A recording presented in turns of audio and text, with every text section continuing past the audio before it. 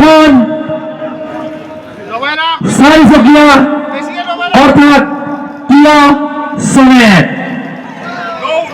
এইবার আমি গেছি বিলাসী গাড়ি, তার মানে বিলাসী গাড়িখন হয়েছে কিয়া সনেট। কিয়া সনেটৰ কাৰণে প্ৰথম চকৰি ফুৰিছে ৰাইজ। কোনে জানে কাৰ ভাগ্যত কি আছে? কোনে জানে কাৰ ভাগ্যত কি আছে? জানে কাৰ কপালত কি আছে?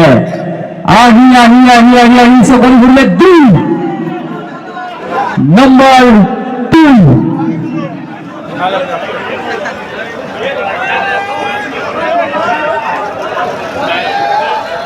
ৰাইজ অভিজ্ঞান হব কোনে জানে কাৰ কপালত কি আছে?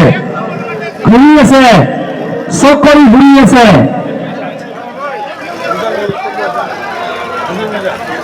হব আকৌ অহা বছৰ আছে, আকৌ অহা বছৰ আছে। আমি ঠিক তেনেকৈ এইবাৰ আমি অলপ 3খন কৰিছো, অহা বছৰলৈকে আমি 5খন কৰিম। 2 নম্বৰ চকৰি ঘূৰি আছে। 1 নম্বৰ পুৰস্কাৰ অৰ্থাৎ কিয়া সনেটৰ কাৰণে নম্বৰ 1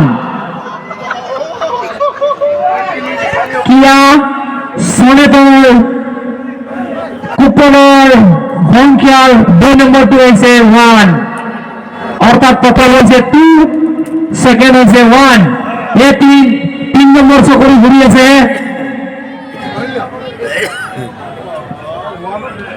দক্ষিণ গুৱাহাটী ৰস মহোৎসৱৰ উপলক্ষে দৈনিক উপহাৰ কুপন খেলাৰ হাজিৰ অন্তিম খেল অৰ্থাৎ অন্তিম নিশা।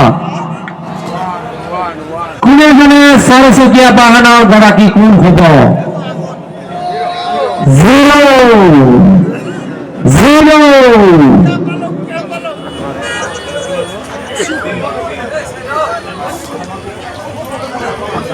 ইতিমধ্যে কুপনেৰ সংখ্যাৰ 3 নম্বৰ সংখ্যা আছে 0, প্ৰথমটো আছিল 2, দ্বিতীয় আছিল 1, 3 নম্বৰটো আছে 0, 2, 1, 0।